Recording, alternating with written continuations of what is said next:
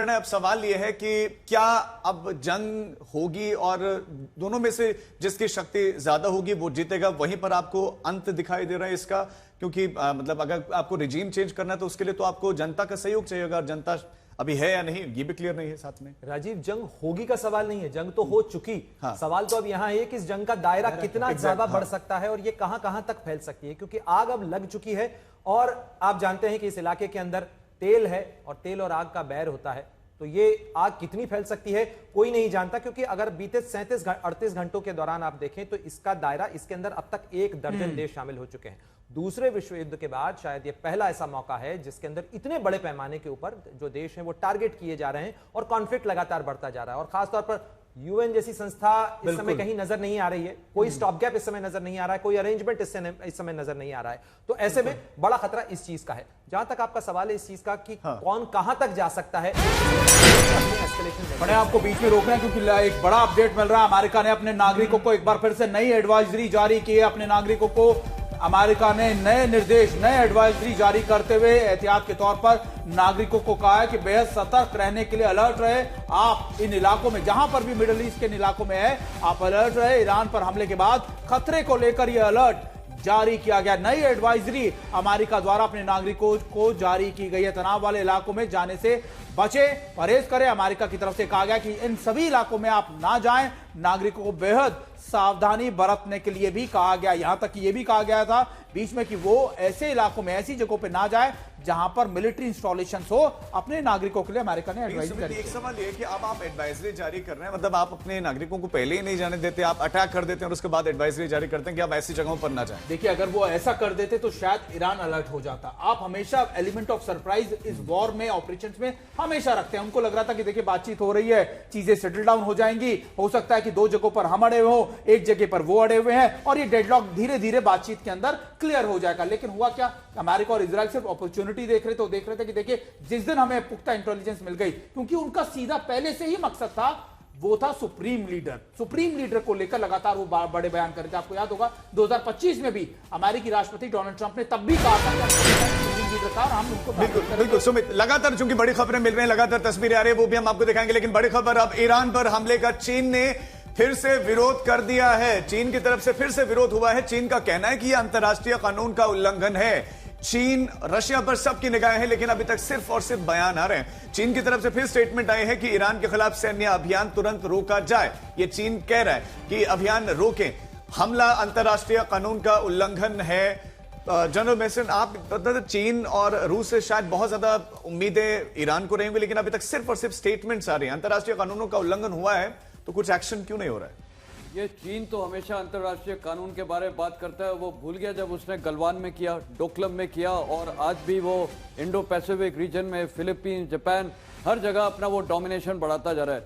तो ये जो है ना, ये अंतर्राष्ट्रीय कानून, ये तो सब बोलने के लिए बात करते हैं, लेकिन चीन को ये बड़ा ज़्यादा सपोर्ट भी नहीं दे सकता है कि सिर्फ सैटेलाइट इमेजरी, सैटेलाइट के जरिए कम्युनिकेशन नेटवर्क के अलावा मेरे को नहीं लगता वो ज्यादा और कुछ कर सकता है। क्योंकि आज तो चीन को सबसे बड़ा कंसर्न ये है कि वो लड़ाई में घुसना ही नहीं चाहता, क्योंकि उसका तो ये सारा जो एक होड़ था मिडिल ईस्ट में, वो बिल्कुल अभी नेगेटिव पे जा रहा है। उसको जो ऑयल सप्लाई ईरान से, वो अभी बंद हो जाएंगे अगर यहाँ पर कंट्रोल पूरा अमेरिका डोमिनेशन हो जाती है। आपका वेनेजुला और वहां जो पनामा कैनाल में इनकी डोमिनेशन थी, वो ऑलमोस्ट खत्म हो गई है। तो कहने, और आपने देखा ग्रीनलैंड में भी बार बार प्रेसिडेंट ट्रंप क्यों स्टेटमेंट देते हैं कि वहां रशिया का और चीन का इंफ्लुएंस नहीं होना चाहिए आर्टिक सर्कल में, क्योंकि बाद में जब वो बर्फ वहां पिघल सकती है तो वो भी एक ओपन सी लेन बन जाएगी आर्टिक एरिया। लेकिन सब जब चीन को नुकसान पहुंचाना भी इसके पीछे का मकसद है, तो चीन क्यों नहीं खुलकर फिर साथ में आ जाता ईरान के? चीन इसीलिए आ रहा है। चीन का मकसद बहुत क्लियर है, उसका है फोकस। देखिए, प्रिंसिपल्स ऑफ वॉर में आपका concentration of aim, selection and maintenance of aim and concentration of forces बहुत इंपॉर्टेंट चीज है। यहां पर भी वॉरफेयर में आपका सिलेक्शन एंड एम नहीं है और कंसंट्रेशन ऑफ फोर्सेस नहीं है, और जब अब आप फ्रिटर अवे अपने रिसोर्सेज कर देते हैं, आपका नुकसान होता है। ये कैंपेन में हर जगह। तो चीन को फोकस है ताइवान, भविष्य के लिए। कुछ तस्वीरें जल्दी से दिखा देते हैं। यूएस इजराइल की वो जो है ईरान की सीधी धमकी, और लगातार तस्वीरें हम आ रही हैं, हम आपको दिखा भी रहे हैं। अलग अलग हिस्सों में इस समय ईरान की तरफ से भी अटैक किया जा रहा है, इजराइल और अमेरिका की तरफ से तो हो ही रहे हैं, लेकिन अब जब एक तस्वीर जारी की गई ईरान की तरफ से, इसमें उसने अपनी शक्ति का प्रदर्शन किया, अपने जखीरे को इसमें जो है दिखाया गया है।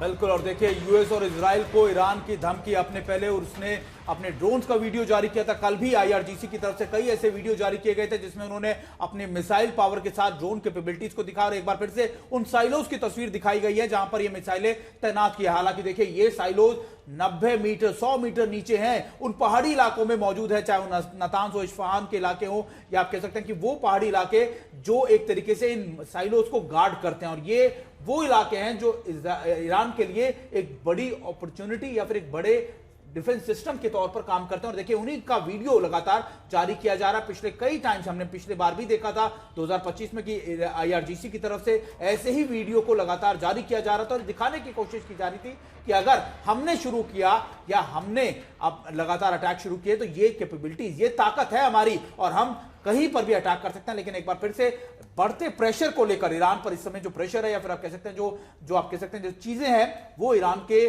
फेवर में नहीं जा रही है। तो ऐसे में एक बार फिर से एक साइकोलॉजिकल वॉरफेयर आप इसे कह सकते हैं, इंफॉर्मेशन वॉरफेयर आप इसे कह सकते हैं, कि आप इसे कह सकते हैं कि देखिए एक दिखाने की कोशिश की जा रही है अमेरिका और इजराइल को भी कि देखिए हमने अब तक अपने साइलों से इन मिसाइलों की जखीरे को नहीं निकाला, लेकिन अगर निकालेंगे तो फिर क्या आलम होगा। ये एक मैसेज चीजें ईरान के फेवर में नहीं जा रही, लेकिन प्रणय क्या इसलिए भी फेवर में नहीं जा पा रही है क्योंकि वो अकेला और अलग थलग पड़ा हुआ है? मैं इस पर आपका रिएक्शन लूंगा, लेकिन देखिए तस्वीरें जारी की गई, ईरान की तरफ से तस्वीरें जारी की गई हैं, यह बताया गया कि हम शक्तिशाली हैं, हम में वो शक्ति अभी भी बरकरार है और बनी हुई है, और जितना हमने दिखाया है उससे ज्यादा अभी हमारे पास पीछे बैक में रखा हुआ है। तो इस जंग की शुरुआत में ही ईरान के सर्वोच्च लीडर खामेनेई ने अपनी कुर्बानी दी है। 86 साल के बुजुर्ग लीडर ने अपनी जान की परवाह नहीं की है क्योंकि उन्होंने ईरान के आवाम की कतार में खुद को सबसे आगे रखा, फ्रंट पर ये रखा। तस्वीरें लगातार हम अपने दर्शकों को इलैबोरेट करते, थोड़ा सा समझा दे, हम लगातार देखें कि क्या तस्वीरें हम टीवी स्क्रीन पर दिखा रहे हैं। दरअसल ईरान की ये तस्वीरें हैं, पश्चिमी ईरान की तस्वीरों को भी हम दिखा रहे हैं, बता रहे हैं कि आखिरकार कैसा इस समय आलम वहां पर मौजूद है।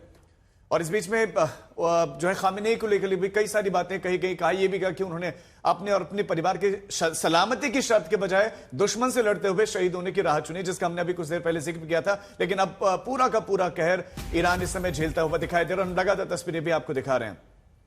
और ईरान के पश्चिमी इलाके भी सारंदर्ज में भी भीषण हवाई हमला हुआ है, अमेरिका और इजराइल की तरफ से यह अटैक किया गया। और अमेरिकी इजराइल सेना ने दावा किया है कि इस जगह पर ईरान की सेना के अहम ठिकाने मौजूद थे जिन्हें इस हमले में निस्तेनाबूद कर दिया गया। अमेरिका और इजराइल की सेना ने ईरान की मिसाइल गुफाओं पर भी, यानी साइलोस पर भी रात भर जबरदस्त हमले किए हैं। और इसमें गुफाओं में छिपाई गई मिसाइल्स को टारगेट किया गया, निशाना बनाया गया, और ईरान के सैकड़ों मिसाइलों का जखीरा या तो दावा किया गया कि तबाह हो गया या वो सुरंगों में फंस गया। जैसा कि जनरल मेसन कह भी रहे थे कि उनके एंट्री और एग्जिट पॉइंट को बंद कर देंगे तो इससे बहुत नुकसान हो जाएगा। ऐसा प्रयास किया गया है।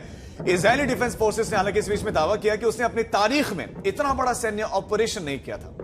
बिल्कुल, और देखिए ये ऑपरेशन फ्लाईओवर में किया गया है और खासतौर पे इसमें इजराइल के 200 से ज्यादा फाइटर प्लेन्स ने शामिल हुए हैं। मध्य ईरान में भी ईरान के मिसाइल नेटवर्क पर भी एयर डिफेंस पर विध्वंसक हमले किए गए, जिसमें 500 से अधिक निशाने या फिर टारगेट इजराइल की तरफ से अचीव कर लिए गए हैं।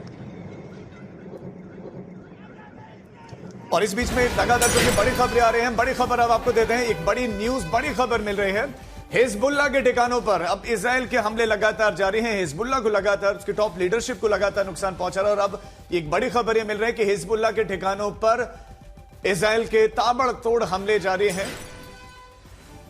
और देखिए ये साउथ लेबनान के इलाके हैं जहां पर लगातार इस समय इजराइल की तरफ से टारगेट किया जा रहा है। करीबन जो मिनिस्ट्री थी, हेल्थ मिनिस्ट्री, उनकी तरफ से भी, लेबनान की मिनिस्ट्री से बताया गया कि 31 से ज्यादा लोग मारे गए हैं। इसके अलावा 149 लोग घायल बताए गए हैं। पिछले 24 घंटे में साउथ लेबनान के इलाकों में इजराइल की तरफ से हिजबुल्ला के खिलाफ बड़ी कार्रवाई की गई है। कई बड़े टॉप कमांडर्स को मारे जाने का दावा भी इजराइल की तरफ से किया जा रहा है और कहा जा रहा है कि देखिए इवैक्यूएशन भी साउथ लेबनान से शुरुआत कर दी गई है। तो प्रणय, जो प्रॉक्सीज हैं उन पर भी लगातार टारगेट किया जा रहा है। मतलब पूरा के पूरा ये मिडिल ईस्ट का एरिया युद्ध की आग में जो है झोंका हुआ दिखाई दे रहा है।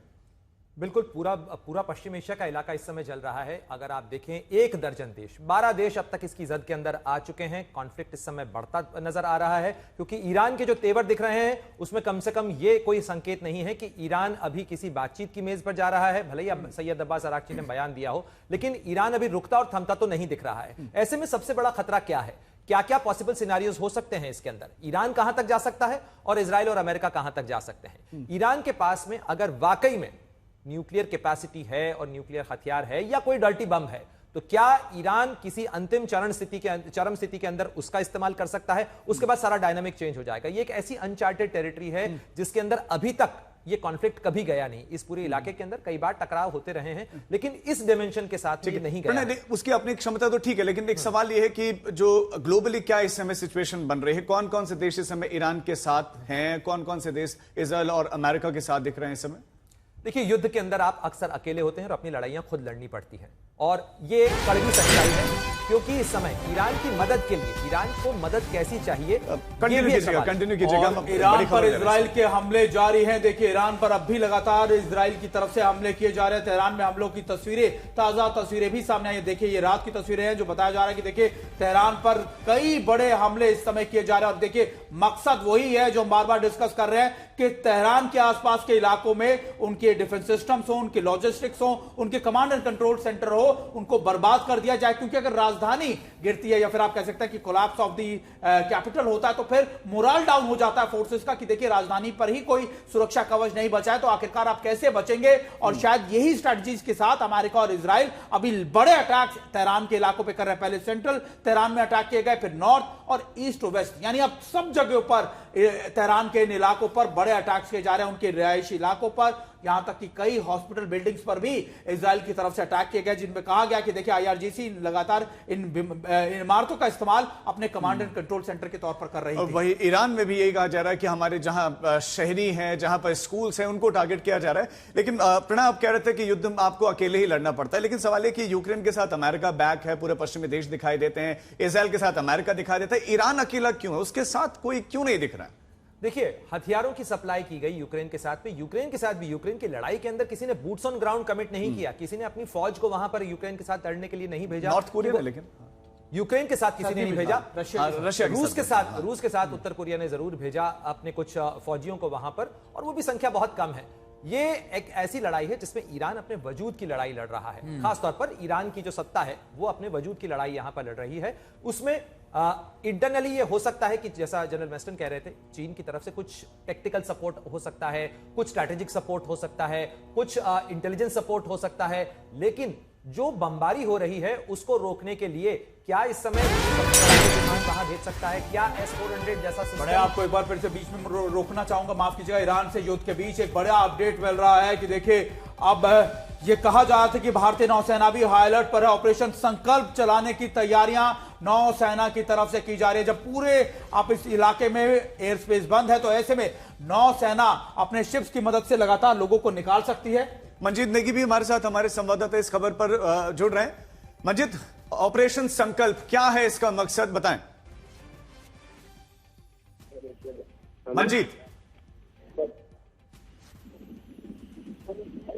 मंजीत, अगर आपको आवाज मिले तो प्लीज बताएं, ऑपरेशन संकल्प क्या है, भारत सरकार की प्लानिंग?